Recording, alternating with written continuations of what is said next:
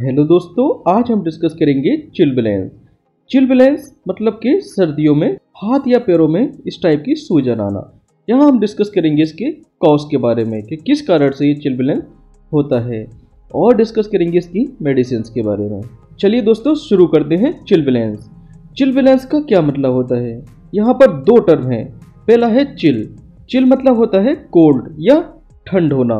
दूसरा है ब्लेन मतलब होता है सोर, जिसको हम जख्म या घाव के नाम से जानते हैं। यहाँ पर चिलबिलेन की जो शुरुआती स्टेज होती है वो हाथ पैरों में सूजन से स्टार्ट होती है और लेटर स्टेज में अगर इसका ट्रीटमेंट नहीं किया गया तो यहाँ पर जख्म या घाव भी बन सकता है। अब यहाँ पर हम जानेंगे इसके कारण के बारे में, मतलब कि इसके कॉज के बारे में। तो जैसे कि हम जानते हैं कोल्ड एक्सपोजर मतलब कि ठंड के कारण जो ब्लड वेसल्स होती हैं, मतलब कि जो खून की नसें होती हैं वो सिकुड़ जाती हैं। खून की नसें जैसे कि आर्टरी हो गई, वेन हो गई या कैपिलरीज, तो ये सिकुड़ जाती हैं। जबकि हीट एक्सपोजर मतलब कि गर्मी के कारण जो खून की नसें होती हैं जिनको हम ब्लड वेसल्स के नाम से जानते हैं, ये डायलेट हो जाती हैं, मतलब कि फूल जाती हैं। अब यहाँ पर देखिए, अगर कोल्ड एक्सपोजर होता है मतलब कि ठंड होती है तो यहाँ पर जो इसकी नसें होती हैं वो सिकुड़ जाती हैं। अब जैसे ही ये नसें सिकुड़ जाएंगी तो इसका जो खून होता है, ब्लड वेसल का खून जो होता है वो इंटरस्टिशियल टिश्यूज में आ जाता है। यहाँ पर देखिए ये भर जाता है ये ब्लड। अब जैसे ही ये इंटरस्टिशियल टिश्यू में ये ब्लड भर जाता है, अब क्या होगा, यहाँ पर इन्फ्लामेशन होना शुरू हो जाएगा। तो अब जैसे ही यहाँ पर इन्फ्लामेशन होगा तो इन्फ्लामेशन के 4 से 5 साइन देखने को मिलते हैं। वो साइन कौन कौन से हैं? पहला है देखिए पेन होना, तो जहाँ पर इन्फ्लामेशन हुआ है उस जगह पेन हो जाता है। दूसरा होता है वहाँ पर स्वेलिंग हो जाना, मतलब कि वहाँ पर सूजन हो जाना। तीसरा होता है यहाँ पर रेडनेस, वो जगह देखिए लाल पड़ जाती है। नेक्स्ट आता है बार्थ, मतलब कि वो जगह देखिए गर्म हो जाती है। तो ये सिंबल होते हैं किसके? इन्फ्लामेशन के।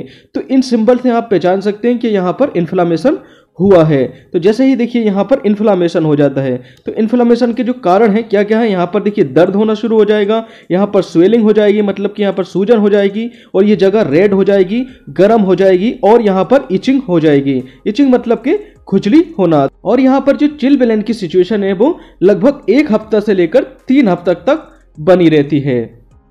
अब यहाँ पर बात करेंगे हम इसकी मेडिसिन के बारे में। तो यहाँ पर पहली मेडिसिन होती है जीरोडोल एसपी। तो जीरोडोल एसपी में कौन कौन सा साल्ट कॉम्बिनेशन होता है? यहाँ पर होता है एसिक्लोफेनेक, और यहाँ पर देखिए एस का मतलब होता है सेरिसियोपेप्टिडेस, पी का मतलब होता है यहाँ पर पैरासीटामोल। तो ये यहाँ पर साल्ट होते हैं। तो जैसे कि हम जानते हैं जीरोडोल एसपी का यूज पेन, इन्फ्लामेशन और स्वेलिंग में किया जाता है। तो ये पेन को दूर करती है, इन्फ्लामेशन को रोकती है और स्वेलिंग को कम करती है। अब यहाँ पर नेक्स्ट टेबलेट आती है बाइसलोन। बाइसलोन जो मेडिसिन होती है वो एस्ट्रॉइडल नेचर की होती है। ये जो है एलर्जी को कम कर देती है। अगर देखिए चिलबिलेंस में एलर्जी हो जाती है तो इसको ये कम कर देती है। नेक्स्ट मेडिसिन आती है टेक्जिम O200। यहाँ पर होता है सेफेक्जिम, जो कि एक एंटीबायोटिक मेडिसिन होती है। कहीं यहाँ पर बैक्टीरियल इन्फेक्शन ना हो जाए तो इस वजह से इसका यूज यहाँ पर किया जाता है। उसके बाद आती है लिवोसिट्रिजिन। लिवोसिट्रिजिन एक एंटीहिस्टामिन ड्रग होती है जो एलर्जिक रिएक्शन में यूज की जाती है।